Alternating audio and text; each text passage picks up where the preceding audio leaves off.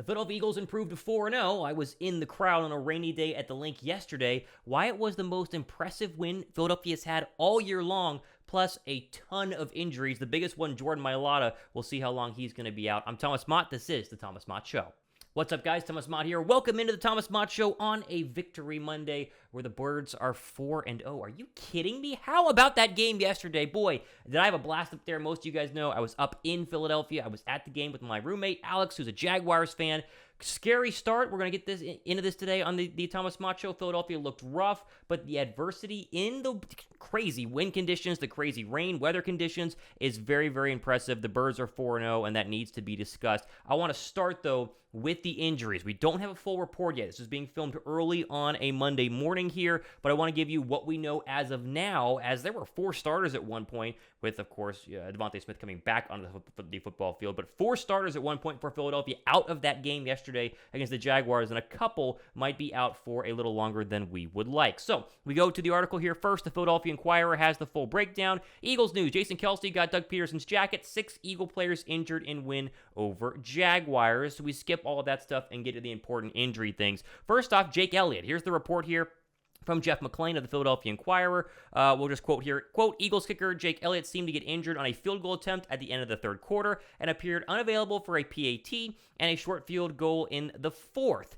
Elliott's status is uncertain, but Eagles beat writer Jeff McClain thinks Elliott might be the Birds' most immediate injury concern following Sunday's win over the Jacksonville Jaguars. Jeff McClain would go on to say the Eagles' most immediate injury concern may be Jake Elliott. If the kicker's apparent leg injury is significant, the team would need to sign a kicker at least to the practice squad. And Nick Sirianni would go on in his post-game press conference, hyping him up for gutting it out. He nailed that 28-yard field goal. You wish Philadelphia would have been able to punch it in after the roughing the kicker penalty, where Jake Elliott was apparently injured. But this is something to keep an eye on here. There are plenty of kickers on the free agent waiver wire that you can go ahead and pick up if you're Philadelphia. But Jake Elliott's been one of the best kickers in the National Football League the past couple of years. Made the Pro Bowl last year. We don't know the extent of this injury as of filming. Again, the Thomas Mott Show films early every single morning here during the week, and so when there is an update, probably have one for you guys on the show tomorrow, which is why you guys should go ahead and subscribe. So Elliott might be the most pressing injury, although I would say Jordan Mailata is the biggest concern overall, as he has suffered a shoulder injury early on in the game in the pick 6, and he underwent an MRI this morning.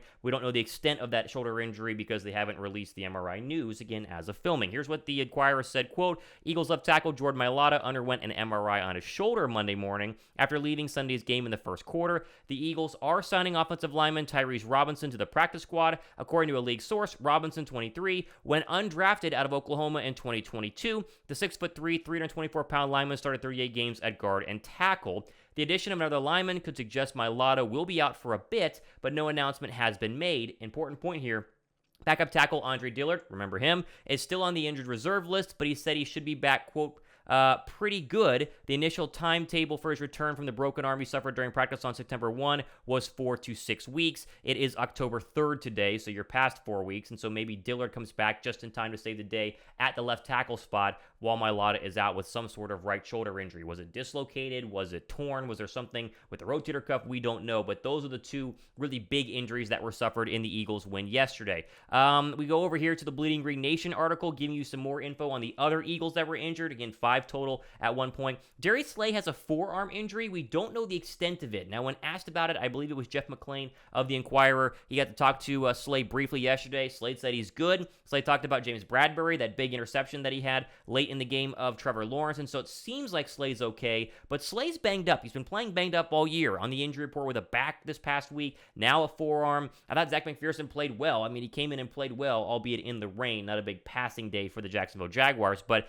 that's a big deal and a big thing to keep an eye on going into, of course, 2 really good games against good receivers in terms of Kyler Murray and what the Cardinals have on the outside, and then potentially Dak Prescott, CeeDee Lamb, and now back healthy Michael Gallup there in week 6. So no update on Darius Slay. I don't expect it to be anything serious, but he's going to be day-to-day and week-to-week seemingly for a decent amount of time the next couple of days. Patrick Johnson had a concussion, was ruled out at halftime. The Isaac Seumalo ankle injury is interesting. I'm not exactly sure what the deal is in terms of the ankle overall. We hope for more information today later on the Thomas Mott Show, and so I was hoping they would have an update last night. They didn't give us one, and so filming here early again, there really isn't an update on Seumalo. But this goes into the Eagles' depth, and I think the Eagles' depth on the offensive line, which was raved about all offseason long by a lot of blog writers, a lot of people on Twitter, here's where it shows up, because yesterday you saw 2 of your starting offensive linemen go out, and they really filled in, the backups did, admirably. Jack Driscoll filled in at left tackle. He wasn't perfect, but was by no means terrible at the left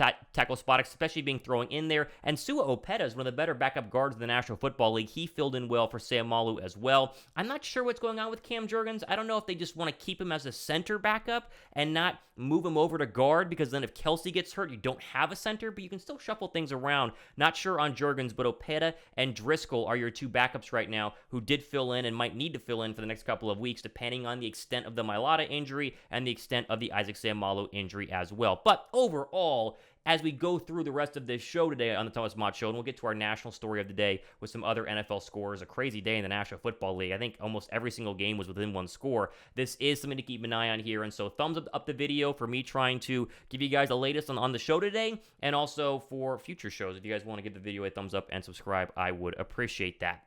First, though, let's go into the actual game here, because I wanted to get a show out last night, but I was traveling back from Philadelphia. I mentioned it like 8 billion times, but I was there for the game.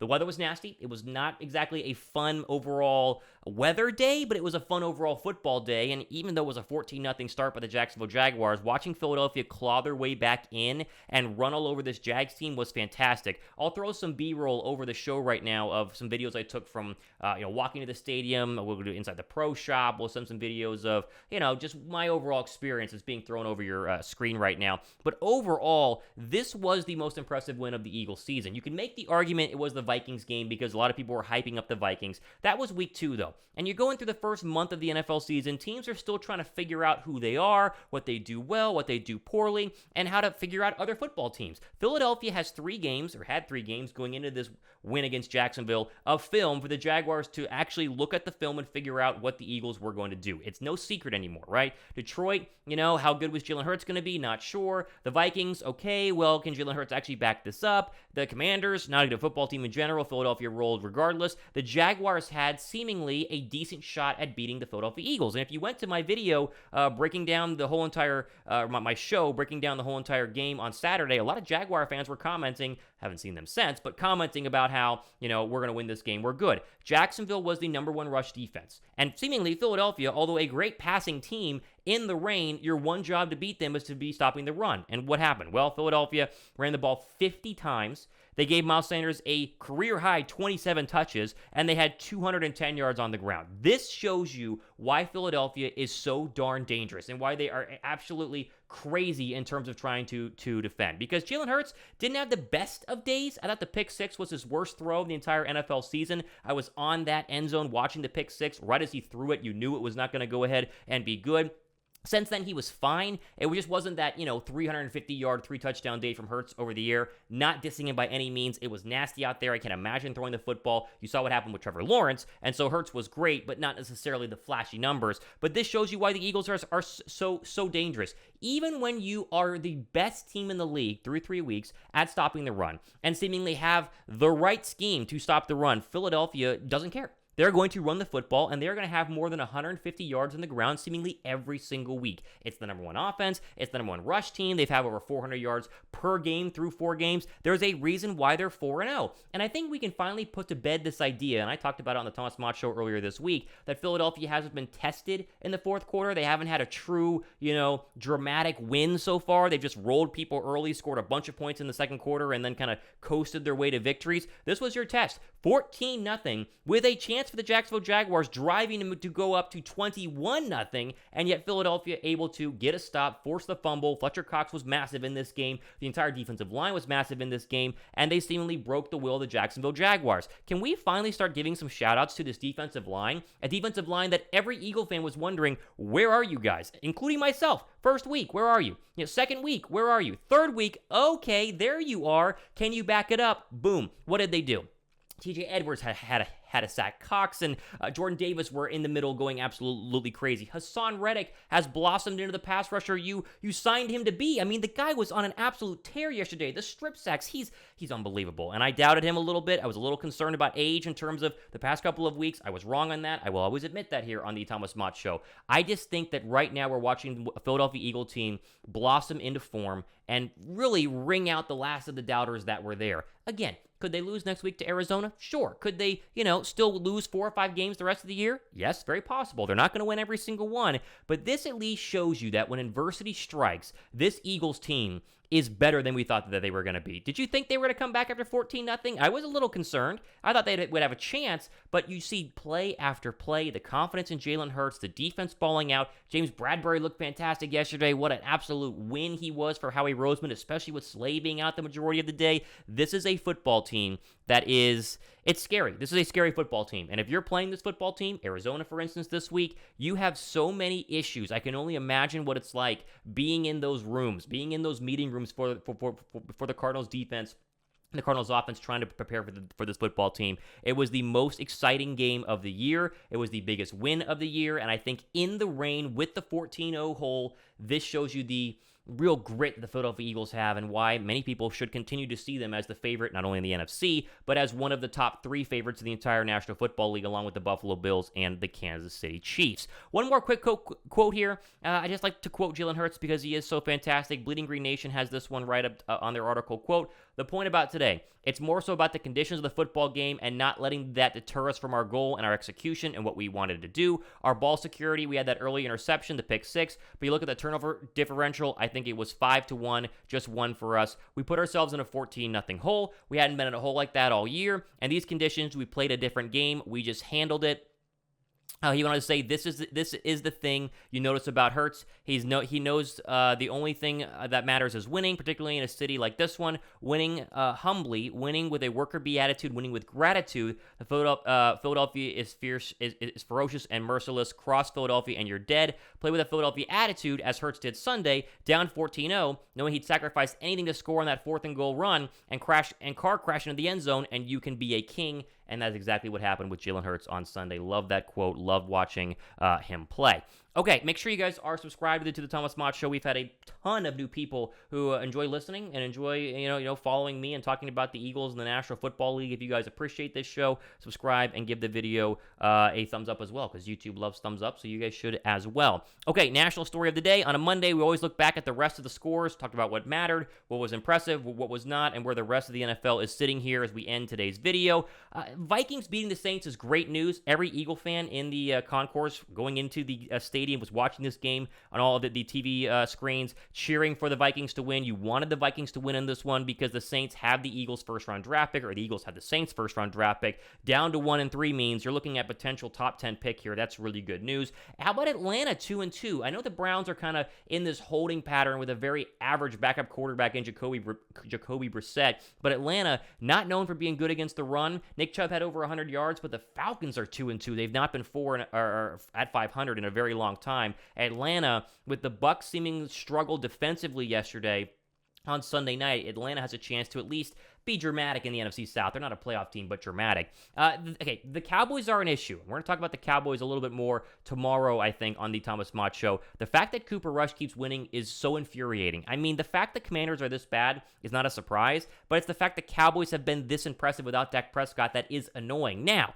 glass half full, Thomas Mott would say, well, you might create a quarterback controversy, which shouldn't be one because Dak should be the number one, but it's Dallas, and so they're going to create a controversy regardless. But I think very clearly this team is going to hand the offense back to Dak Prescott. He'll pick up where Cooper Rush has been carrying them, and they're going to be a threat. I think they are a threat in the NFC. It's so frustrating. They're only one game back. I think Week 6, Sunday night in Philly, is going to be a massive, massive game, one of the biggest in recent Eagle history, not named a playoff game, for Philadelphia to hopefully get the Cowboy losses the past couple of seasons off of their back and get Jalen Hurts ahead of Dak Prescott in a lot of the NFC East quarterback rankings. The poor Lions cannot catch a break. They lose 48-45. Seattle Seattle. And credit to Geno Smith for actually winning football games right now. Seattle's not a threat in the NFC to Philadelphia. The Lions are, because they are a good team, but they can't win. And this is going to be the reason Dan Campbell gets fired in the future, because they look good and they are a very talented football team. But if you can't win football games, it is all for naught. And I like Dan Campbell in this Lions team, but 1-3 is a nightmare start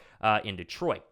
The Colts have been an absolute mess so far this year. They were down big early. At one point, it was like 20 to nothing or something like that, 17-0. They did storm back, but not enough. Matt Ryan had a nice day throwing through the air. Jonathan Taylor exited with an ankle injury. The Colts are seemingly a dumpster fire. The question is, will Frank Reich survive this year? And the same will go for Matt Ryan. The Giants are 3-1, not as scary as the Cowboys at 3-1. I think the Giants are better than I've given them credit. I think that they're not going to be a team Philadelphia rolls 31-10, because they do have some nice pieces, and Daniel Jones, depending on his injury, is a threat to run the football and makes it a little dynamic with Saquon Barkley. Philadelphia, though, is a much better football team, right? The Eagles are better than Dallas, but it's a lot closer than the Eagles in terms of roster to the Giants. I think Philadelphia is going to be fine against the Giants. They're just playing bad teams right now. The Bears are the worst 2-2 team ever. They're horrible, and the fact that they were able to score 12 points against the Giants shows me that Philadelphia should be fine against the Giants, not that concerned.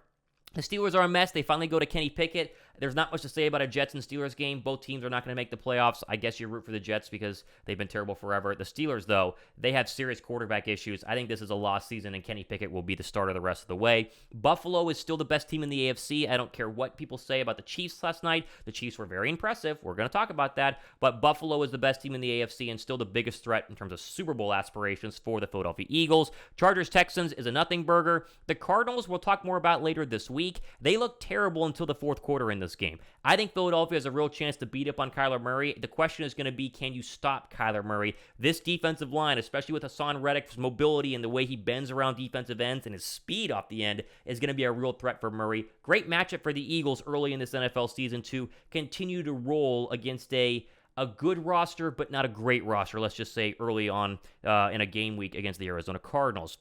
The Packers' offense is a mess. The Packers, to me, are I don't want to say fraudulent because they have Aaron Rodgers, but they're not that good. They're not that good. And the fact it took overtime to beat Bailey Zappi in the Patriot defense is concerning, and the Packers rightfully so. Get Up this morning on ESPN was very concerned about that. Denver is a dumpster fire. I think that the Russell Wilson experience has been very disappointing, to say the least. They lost Javonte Williams to a bad knee injury. The Raiders got a must-win. Congrats to them, but it's AFC. And finally, I think the Bucs are still a playoff team. Will still win the NFC South, but I see the Bucs being a 4 seed. I think this offense is having issues with rhythm. I think that Leonard Fournette is showing his age. I think Brady is getting hit too much. And defensively last night, that was their big thing going into this game, is that, the defense is really good. The Chiefs just absolutely carved them up. They're still elite in the AFC, regardless of what people say, including myself. The Bucs, though, will win their division because it is so trash by default.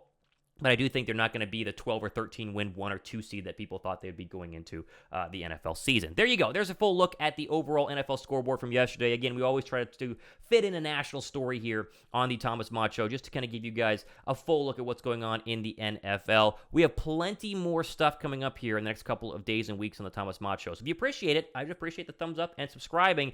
Hey, let's just end by saying this. Sit there, close your eyes, think for a second.